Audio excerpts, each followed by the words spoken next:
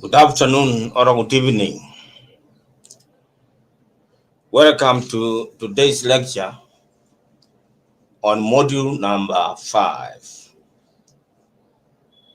Forensic Investigation Masterclass, module number 5. Module number 5 is about interviewing room rules, introduction to interviewing, and it also includes taking statements both from the witnesses and the suspects. We will also touch on uncooperative witnesses.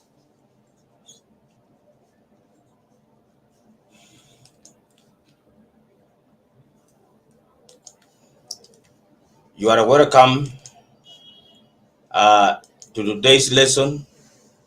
If you have any question, you can type it for me to see, and then I will respond. If it is a question, if it is a comment, I will display it on the screen so that the others can see what you are commenting.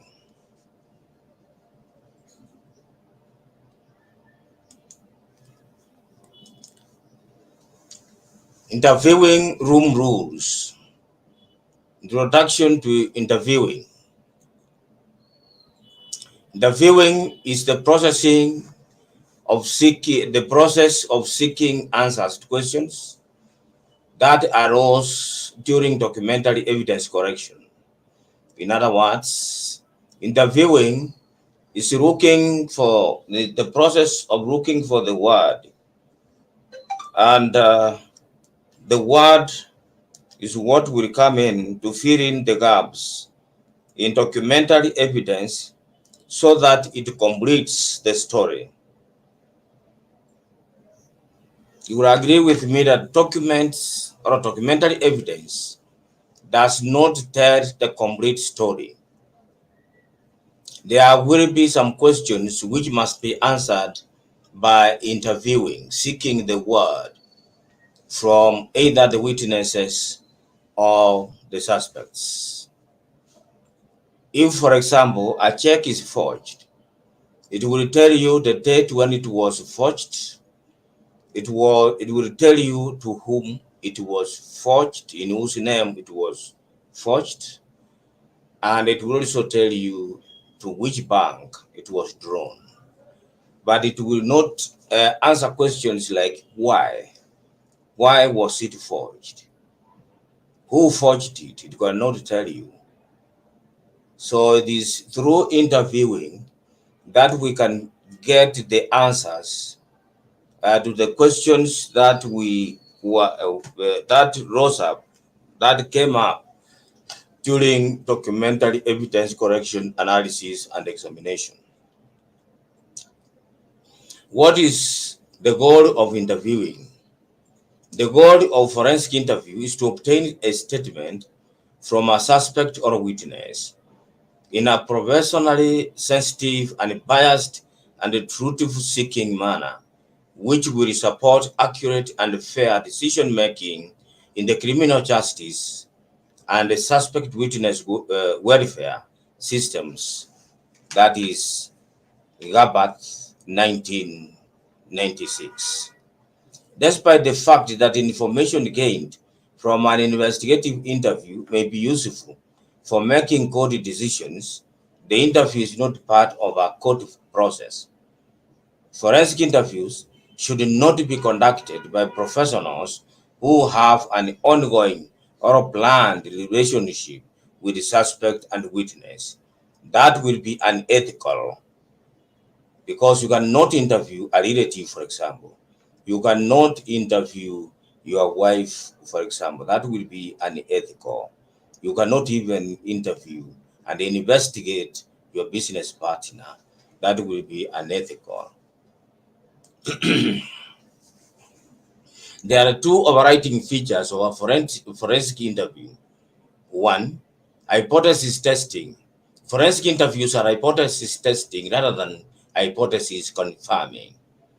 Gabbard, 1996. Interviewers prepare by generating a set of alternative hypotheses about the source and meaning of the allegations. During an interview, as an interviewer, you may attempt to rule out the other explanations for the allegations. For example, when children use terms that suggest sexual touching, interviewers assess the children's understanding of those terms and explore whether touching might have occurred in the context of routine caregiving or medical treatment. Because the child cannot differentiate sexual touching from caregiving touching, the normal touching of a person.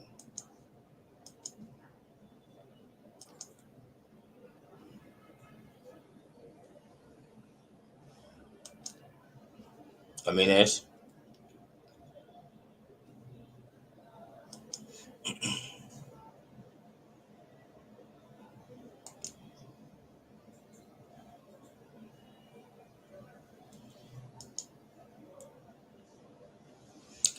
So because the child cannot differentiate, there is no way um, there is no way the information there is no way the information the child has given you will be taken as the truth. It won't be taken as the truth because the child does not differentiate between normal touching and a sexual touching.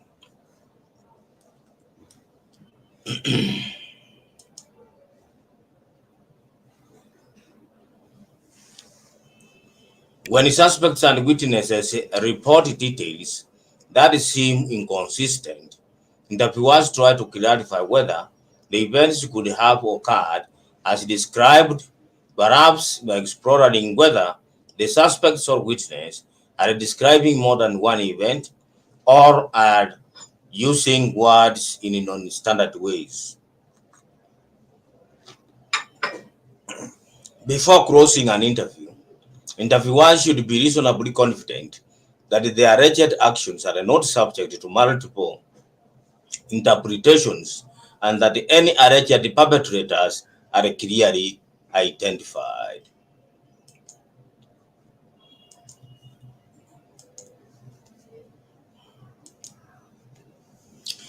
There are numerous guidelines concerning interviewers' behavior, demeanor, and communication should be followed throughout the interview. Number one, avoid wearing uniforms or carrying guns visible during the interview. Even if you are a uniformed officer, it is not advisable for you to go into the interview room in your full uniform. You are advised, or it is advisable, for you to leave uniforms in the office or at home, and then you go to the interview room in a business suit. Convey and maintain a relaxed, friendly atmosphere. Interviewing is friendly, and therefore you need not wrap the subjects of the interview in the wrong way. You should maintain, you should be relaxed and friendly at all times during the interview. Do not express surprise, disbelief, or other emotional or expressive reactions to descriptions of the abuse. For example, if you are interviewing a witness or a suspect of a violent crime, especially the victim, he or she might explain the incident in a way that is shocking. Do not express that shock that you are shocked before the interviewee. remain calm and relaxed. Do not use bathroom breaks or drinks as reinforcements for cooperating during the interview. Never make comments like, let us finish up these questions and then I will get you a drink. That is not allowed in the interview room. Respect the suspect's personal space. Do not invade personal space. Keep a space, a safe distance during interviews. Yeah. What I'm saying here is that you should not sit close, very close to the interviewee. When you sit very close to a person who is not in, for example, intimate relationship with you, you threaten and intimidate that person. There must be a safe distance between you and the person you are conversing with, and even in normal conversations. Go and try it. If you are standing, the three of you, and you are conversing friendly and normally in a relaxed manner, and then you decide intentionally to do an experiment, and then move very close to one of the three. That is one of the two, because you are one of the three. Therefore, you minus three minus you is two. So you move very close to the three and do like talking straight to his face. You will see how that person will be intimidated and shocked with your action. That is not required in the interview room. You should give a distance, and it is suggested by seasoned professionals that the distance between you and the subject of the interview should be about 4 feet, a distance of 4 feet. That is sitting across the table. That is actually sitting across the table. The subject of the interview should sit across the table, facing you directly, so that you can observe the body language. Respect the suspect's personal, that I have said that. Do not stare at the suspect, witness, or sit uncomfortably close. Do not stare at you. Staring scares people. So do not scare. Just look at the subject of the interview friendly and in a relaxed manner. Do not suggest feelings or responses to the suspect, witness. For example, do not say, I know how hard this must be for you. No. Do not suggest that kind of feelings. Even if it is hard and you have seen the subject of the interview sweating, do not comment about it. Do not make promises. For example, do not say everything will be okay or you will never have to talk about this again. Acknowledge and address the suspects and the witness feelings if they become upset, embarrassed, or scared, but avoid extensive comments about their feelings. I talk with the children about these sorts of things all the time. It is okay to talk with me about this, and this can be helpful.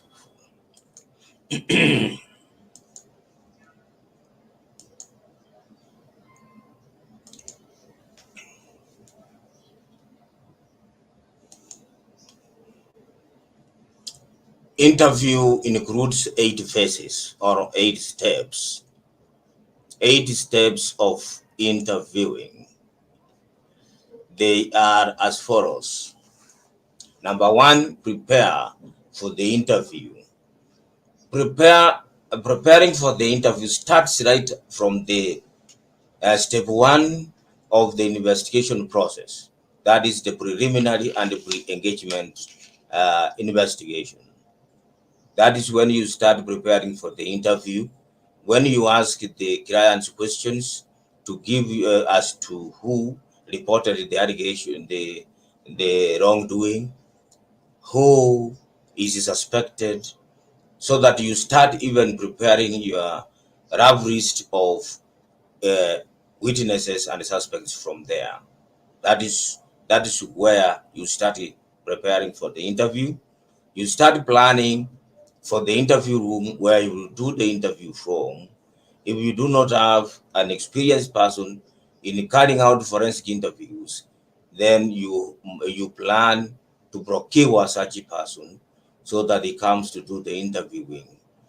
Before you go for the actual interview, you have to draft some questions which you are going to put to the interviewee. You have to go through your evidence so that you ensure that the gaps in the rest of the evidence that you have gathered so far are very clear to you, so that you will be asking questions which will go to establish the facts, to fill in the gaps. Number two, introduce yourself. This is now during the actual interviewing. Start by introducing yourself and start on the process of rapport building.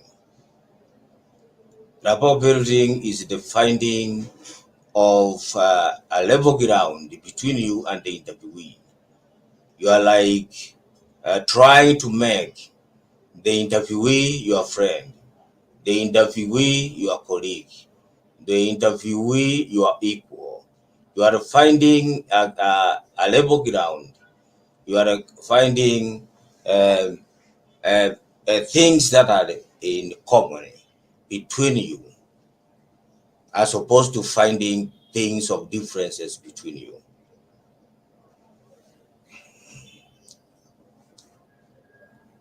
Establish the ground rules for the interview. For example, you may switch off your phone and then request the interviewee to switch off his or hers. You can also agree on what should happen in case the interviewee wants to leave the room for short call, for example. What should happen? Should he or she stand up and just walk out without excusing him or herself? You must establish the ground rules. Conduct the practice interview before the before the interviewee and the witnesses in the room. Introduce the topic of the interview. List a free narrative from the interviewee, because during interviewing, the person who's doing the talking or should do the talking is the interviewee, the person who's being interviewed, whether he be a witness or a suspect. This is the person to do the talking. Yours is to ask open questions that will lead to the talking and the wrong narration so that you get the evidence. Question and clarify. Close the interview. When necessary, these phases can be varied to accommodate the suspects or witnesses' initial comments, their ages, their levels of cognition development. For example, some suspects and witnesses begin to discuss allegations without being prompted. If a suspect or witness starts talking and narrating, telling story about the incident, even before you ask it, you put any question to him or her, just give him or her enough time to do the talking as you take notes and observe the body language. In such cases, the interviewer should not interrupt until it is clear that the subsequent witness has finished giving a free a free narrative, and the narration is complete. Moreover, placement of the ground rule is flexible, and interviewers can remind children, if they are interviewing children, for example, about the ground rules at any point during the interview. That is Work and Okoye 2007. Some interviewers prefer to establish the ground rules before building rapport, which means that the establishment of the uh, ground rules may come immediately after interview preparation and before rapport building. and further introductions.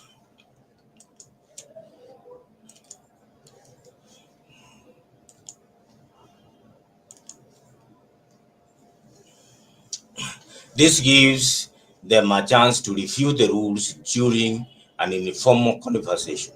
However, tomorrow children may not keep ground rules in mind throughout the interview, so some interviewers introduce the ground rules after building an initial rapport. The purpose of the phases is to encourage interviewers to introduce themselves to a suspect and witness, build rapport, deliver age-appropriate instructions, allow suspects witness to talk about their lives in their own words, and they use follow-up questions to clarify ambiguities in the reports. That is Sinclair, Mark, and Lockwood, 2006. Within this framework, interviewers can select approaches that match their styles of interviewing, the ages and the needs of individual suspect or witness, and the specific or individual cases. There are several things an interviewer should do when preparing for an interview. Number one, gather background information. Number three, come up with alternative hypotheses and hypothesis testing questions. Number two, I mean. Number three, set up the interview environment.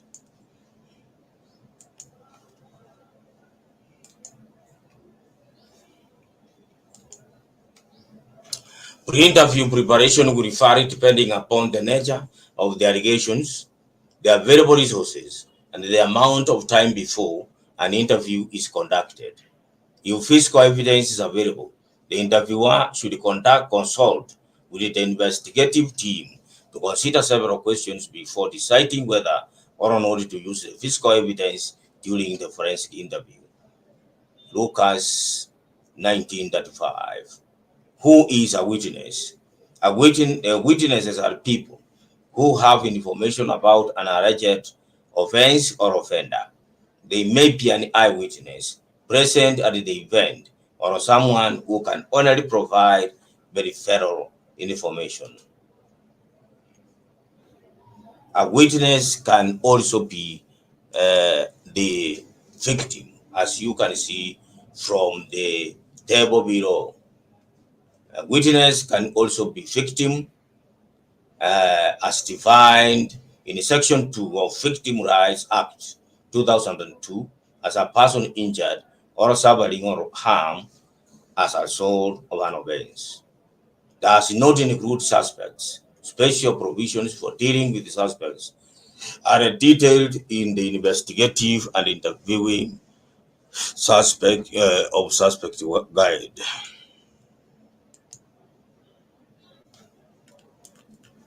A victim can also be taken as a witness and can even stand in the witness box to say to give testimony of what happened, which is different from a suspect. A suspect cannot in any way be included in the uh, witness list.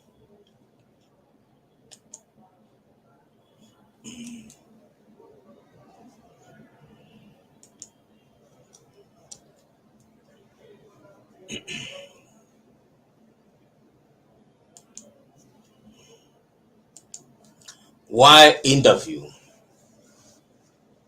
What is the purpose of interviewing witnesses? The purpose of interviewing witnesses and even suspects is to ascertain the witnesses' account of the alleged event or events and any other information that should assist the investigation. The interviewing witnesses in white-collar crimes provides corroborative evidence. That is why they are interviewed after almost all documentary evidence has been gathered and analyzed. As we have already said, the interviewing of suspects and witnesses gives corroborative evidence that will go to fill in the gaps in documentary evidence. What is an interview? An interview can simply be defined as a question and answer session. It is a structured conversation aimed at gathering information.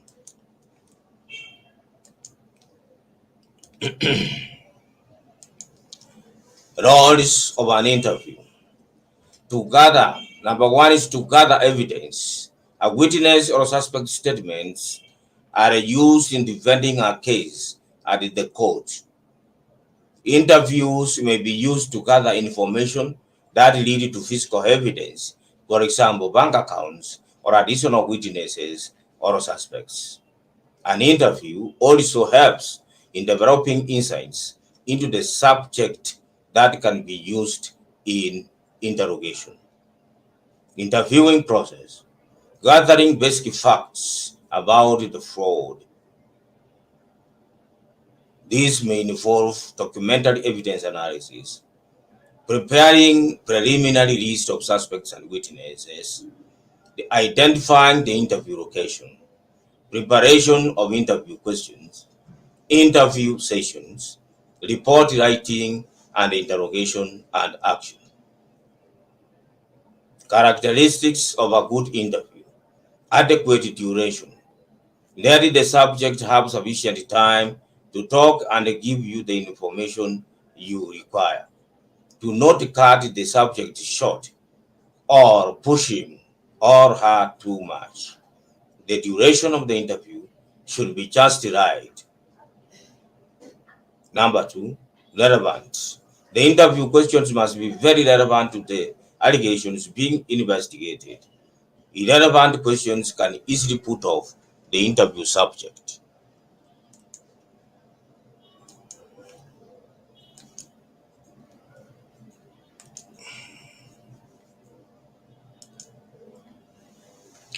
Next, promptness or neatness to the fraud crime scene. Memories fed. Interviews done very close to the instant will gather more evidential information as compared to interviewing done 5 years later. In addition, interviews close to the fraud scene can facilitate on the scene demonstration by the subject of the interview, and in fraud cases, she or he may wish to pull out a document and show it to you. It will be easier if you are carrying an interview almost in the same location. Objectivity. It should be aimed at gathering information in a fair and impartial manner. Informal. Please leave uniforms out of the interview location. If you are a uniformed investigator, and also do not display your gun if you are authorized to carry one. Doing so will intimidate the subject of the interview. Friendly attitudes.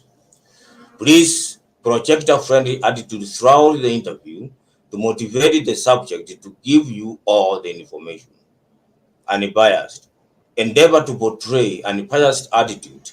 Let the subject know and understand that your work is to find the truth and the truth only. This means that you should not be seen to display prejudice against the subject.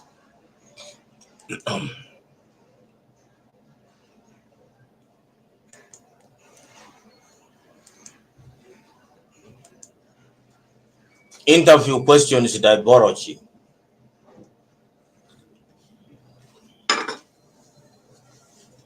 There are 5 general types of questions. 1. Introductory questions. These are very open and general questions or discussions. These questions are meant to gather information about the subjects, the subjects of the interview, and it may involve questions like, what do you do during your leisure time? Are you married?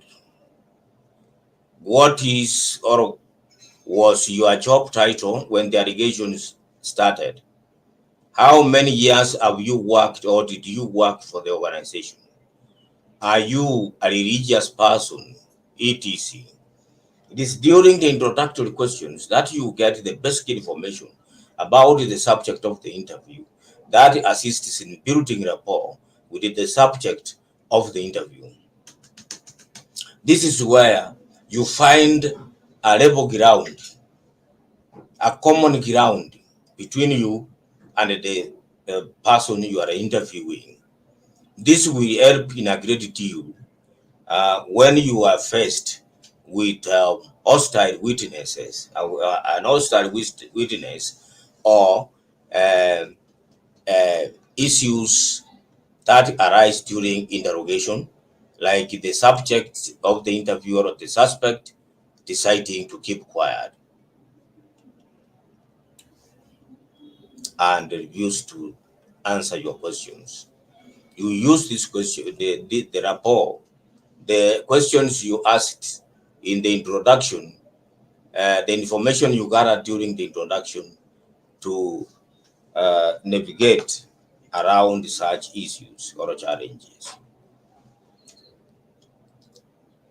If a person, for example, likes football and is a supporter of Manchester United, and you find that yourself you are also a Manchester United person, then you tell him, "Oh, if you are a supporter of that team, I'm also a supporter of the same," and then you share some outcomes of the recent matches that will build, that will bring some common ground between you and the subject of the interview. If he's married and you are married, is married with several children, you are also married with several children. You say, okay, yes, I'm also married with several children. And then the subject of the interview will find that you share you share what you do during leisure time. You share, you are married people, you have children, he has children, you have a beautiful wife, he has one. And then number three, what was your job title? This is now you are just trying to get this information, what he did. If you find by chance that this person was an accountant and he also worked one time as an accountant, you can also tell him so that he feels that he has gone through what you have gone through what he has gone through. You can tell him, I also used to work as an accountant in the company ABC Limited. Number four, how many years of work experience you should be able to explain. If you find that from the years of experience, you are like age mates, you say, oh, you have worked for 20 years. I've also worked for 20 years. It appears we are age mates. We are age mates. We might have graduated at the same time and got employed at the same time. Something like that, and then you continue. In information seeking questions, these are the questions you will ask to seek in particular and specific information that you require for the investigation. This is the main part of the interview now. You ask the questions and then watch how the subject of the interview is responding. As he responds or she responds to your questions, you must be listening actively. You must be listening actively at what is being said. Not only listening actively, but also noting the body language and and making notes of it in your notebook. Evaluation questions. These are questions put to the subject of the interview to assess whether or not the subject is being truthful or vice versa. These questions may involve repeating the informational question, but in paraphrased form to see whether the subject will maintain the same answers.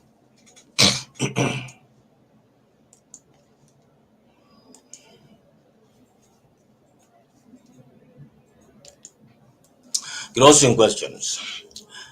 These are the final questions you ask the subject, like, what have I forgotten to ask you? Have you anything more to tell me? This is where the interview ends, and then you decide on the weight of information gathered so far to continue to interrogate or not. Admission-seeking questions are also referred to as interrogative questions. These questions are for suspects who have been considered most likely to be involved in the alleged wrongdoing. We will do in interrogation, that is suspect interviewing, in the next module. Why witnesses are interviewed prior to suspects? The general rule is that witnesses must be interviewed before the principal suspects are interviewed and interrogated. The reason is that you are coming from documentary evidence with some gaps which you needed to be filled up, some questions to be answered by the witnesses, and therefore you needed the witnesses to equip yourself better to face the suspects during the suspect's interviewing, interrogation. Apart from acting as a lead to identification of more suspects, interviewing witnesses first may also lead to the identification of more witnesses. During the interviewing of witnesses, you learn that you will get more witnesses listed by other witnesses during the interview, or more suspects revealed by the witnesses or mentioned by the suspects during the interviewing. And therefore, you will need to somehow exhaust the witnesses interviewing before you move to suspects interviewing. Lastly, it is the evidence gathered from the responses given by the witness that will assist in interviewing suspects. Interviewing of witnesses. Interviewing of witnesses. Prior to the interview, prepare to be familiar as possible with respect to the pleadings and evidence in the case. If appropriate, prepare your questions in advance and all chronologies and timeliness to assist in answering, ensuring that the matter is clear in your mind or head. During the interview, introduce yourself properly, including name and who you represent, and provide a brief explanation to the witness of the action and the purpose of your call or your presence at the interview room. Ensure the witness is clear about who you represent before proceeding with the interview. If you intend to record the interview, seek consent of the witness. Be polite, respectful, and friendly. Be courteous and patient. Do not be intimidated by hostile witnesses. If the witness will not cooperate at all, ask if he or she will respond to questions in writing.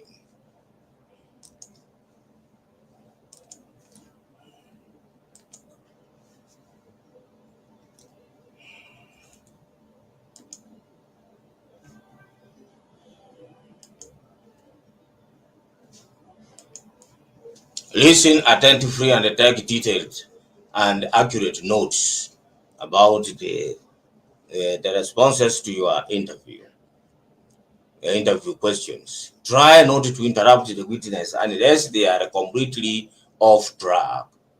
If necessary, ask the witness to repeat or clarify certain questions. Where appropriate, use diagrams, maps, and photographs or other illustrative aids to assist in your interview process. Make sure you ask the witness for copies of any relevant documents they may have. Be accurate. Sending the statement by email in an electronic format and giving the witness the opportunity to make changes to the document itself is often the most practical approach. Once the witness is satisfied with the statement, asking or her to sign and return it to you.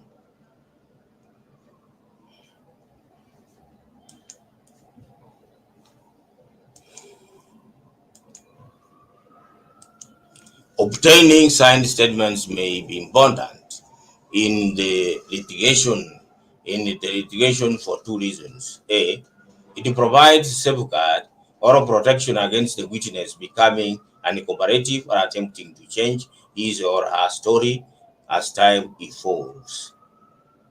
B, it may be used for purposes of impeachment should the witness give contrary evidence at trial. In certain circumstances, a witness's refusal to provide a written statement may also be useful for cross-examination at the trial.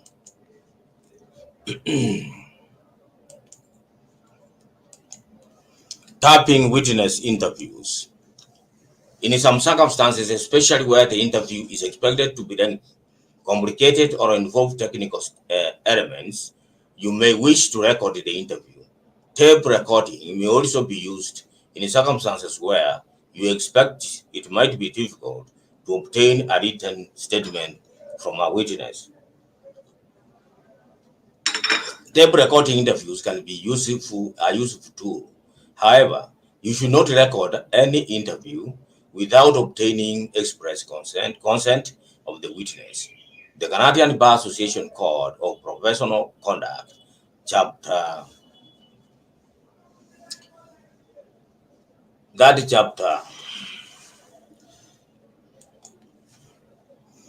chapter rule 5 prohibits lawyers from tape recording any conversation without informing the other person that they are doing so. That is also quoted by Columbia 2013. If you do the recording without seeking express consent from the interviewee, you might have a problem or challenges of admissibility of your report in a court of law, because it is not allowed. You are not allowed to record anything without informing the interviewee. And cooperative witnesses. The list of witnesses to be interviewed should not be limited to only those witnesses thought to be friendly to your client. It is important to ensure that your investigation touches on all aspects of the underlying case, including hostile witnesses. Sometimes you may find that a hostile witness is more cooperative than you anticipate. Further, there are steps that can be taken to obtain evidence from that witness. Should it be necessary. Rule 7 5/1 allows for pre-trial examination of a witness. I will stop here. This was an introduction to interview room rules and interviewing, the processes of the stages of interviewing, why the interview, what is interview, and rapport building. This was just a summary introduction to interviewing. Otherwise, interviewing is a forest. It is too much to be covered in a lesson of 1 hour like this one.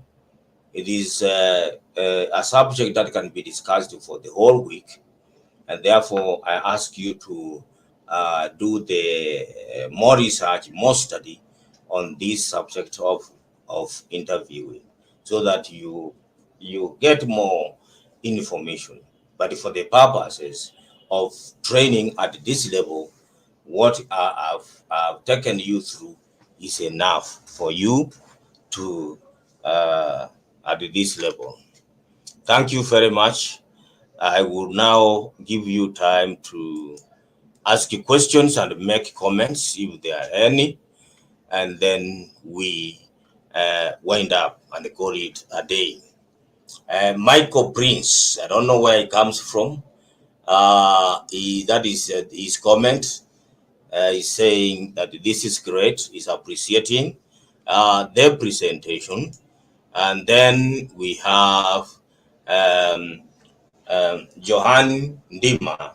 I do not also know where he's calling, he's commenting from. He's saying that he's present and is following. We still have some 15 minutes to wind up. So it is your time to ask even a general investigative question. We can respond to it, or anyone in the class can be able to respond to it, because I do not brag to be a total authority in forensic interviewing. Can we have questions or comments coming so that we utilize the remaining 14 minutes without leaving early, and we leave questions hanging unanswered?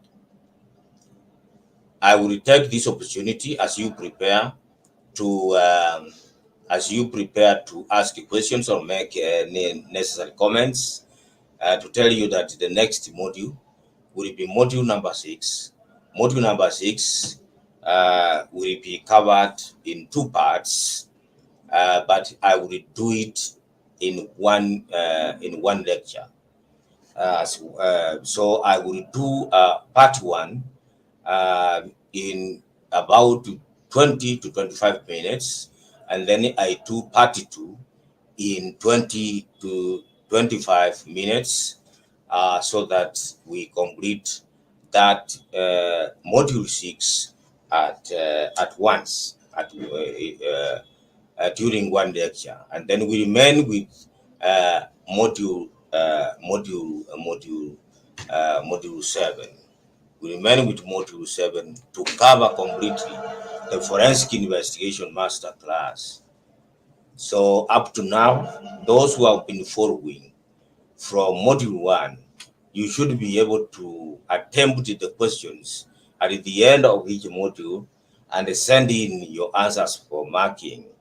If you have not indicated formally that you are following up this training, please send an email attaching your CV so that we may have your full details in our file. Send that information so that we may note that you are a student in this class, and you can also be sent the notes. We have soft notes covering all of these. You can be sent those notes, and they will be your permanent record.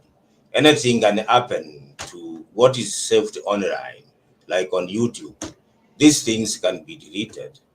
But if you have your own notes, you have saved it somewhere on your desktop or your laptop or elsewhere where you printed it, it will be a sort of permanent record for you for reference. So please write it to us, and be preparing, be responding to questions, and then sending them to us for marking. At every end of any module, there are 10 multiple choice questions. You can answer those ones and also answer the ones posted here on YouTube. There are 3 tests posted on YouTube.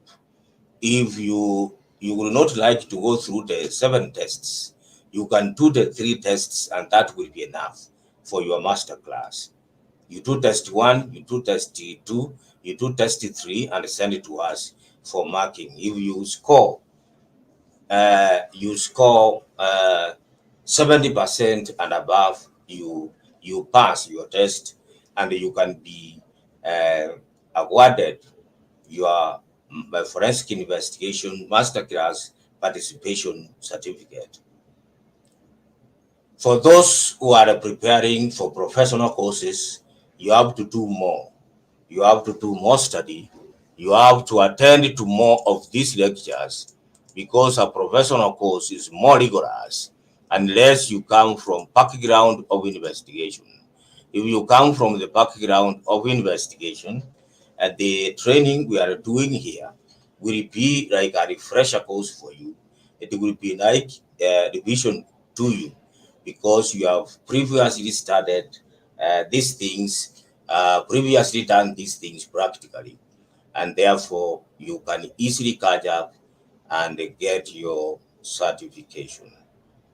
So first stage, you get your participation certificate in the forensic in a investigation masterclass, and stage 2, you move to get your professional certificate, either certified forensic investigation professional or the certified forensic and investigative audit professional.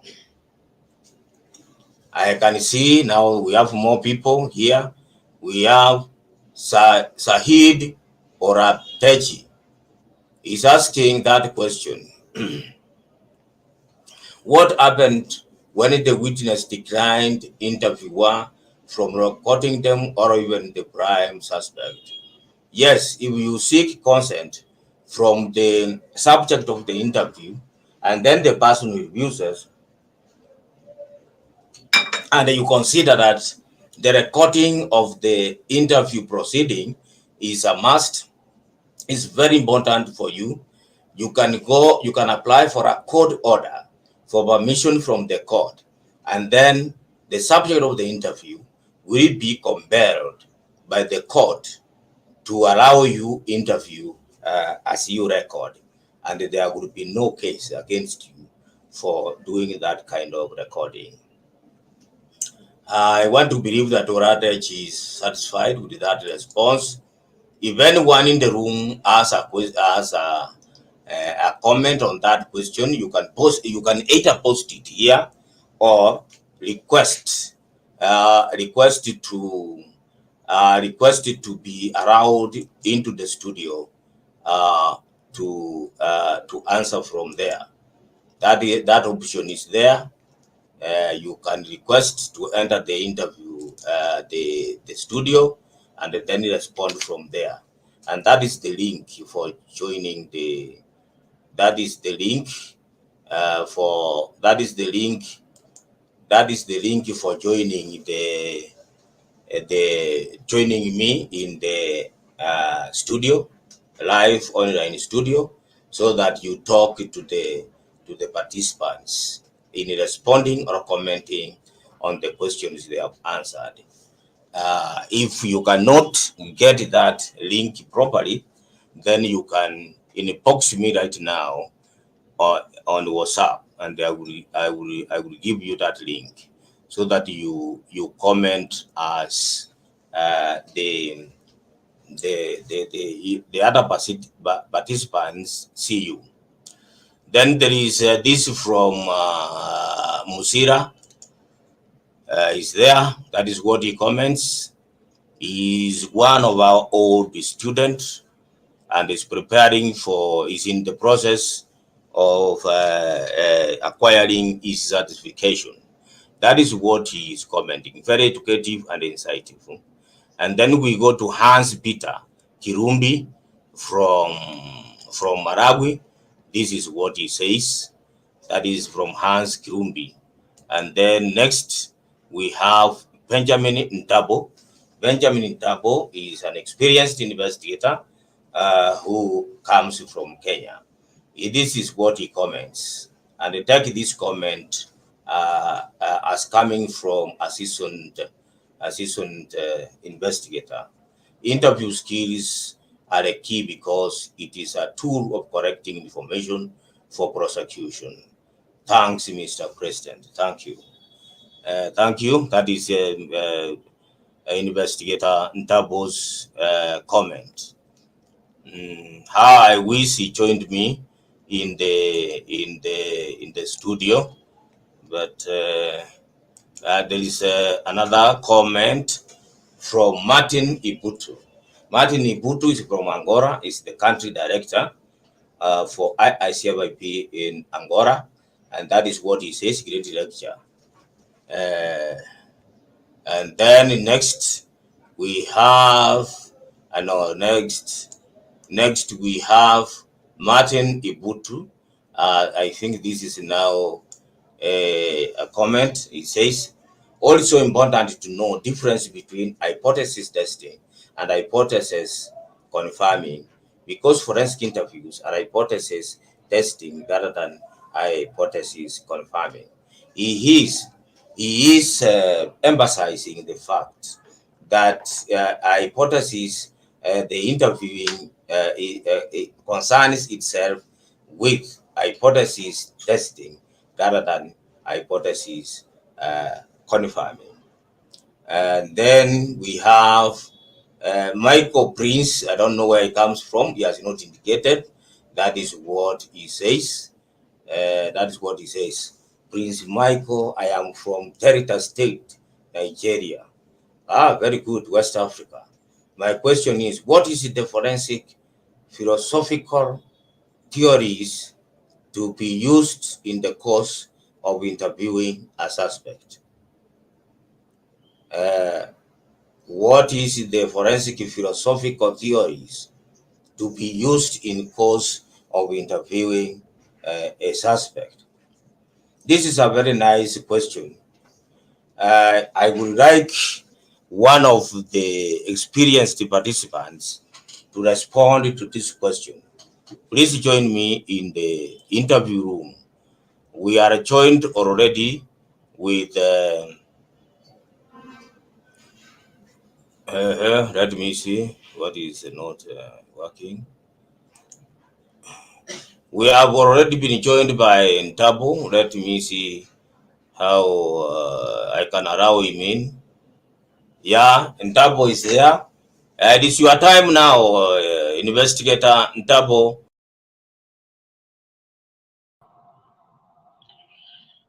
Thank you very much, Mr. President, and all the participants.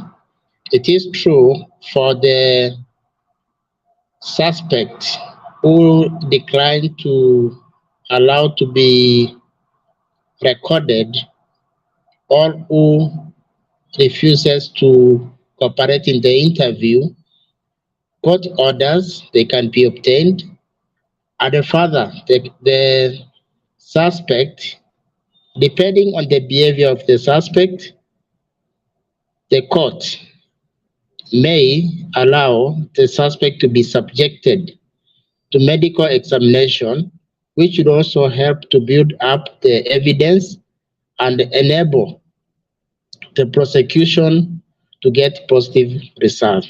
Thank you. Back to Mr. President. Very much, Investigator Ntabo, for that very constructive response.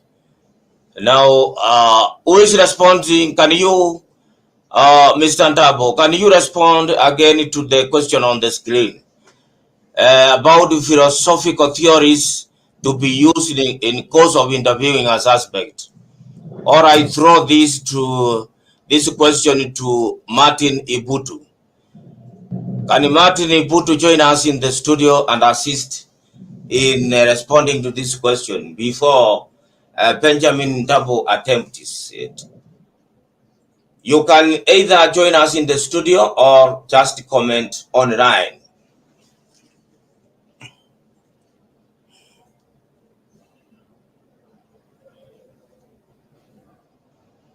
It's taking time and time is running out.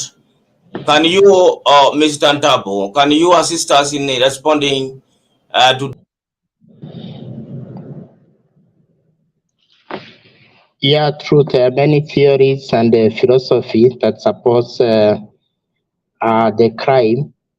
I want to share this one of the benefit and the pain, where the suspect consider the benefit to be more beneficial than the pain. Let us take an example. If the suspect gets an opportunity and he feels if he frauds the organization $1 million, he'll be able to go through the criminal justice system with his money, trying to get legal advice. So once he consider, and maybe stayed for some years, so he will consider more the benefit he's going to get against the punishment. And this is where we come up with the fraud triangle. The fraud triangle gives the rationalization where the suspect will be able to rationalize or resonate the crime he wants to commit, and it says several people have committed such a crime and they have come out. And another one is the opportunity. So once the client gets the suspect is gets the opportunity to commit the fraud. For example, the suspect is a signatory to the bank account and is able, the check and balances of withdrawing the money are not there. So once he gets the leave which is already signed, he can be able to withdraw the money. So if he gets that opportunity, he can commit the crime. And finally, outside of the opportunity, outside of the rationalization, so from this fraud triangle, it can be able to explain why some people commit crime. Thank you, Mr. President.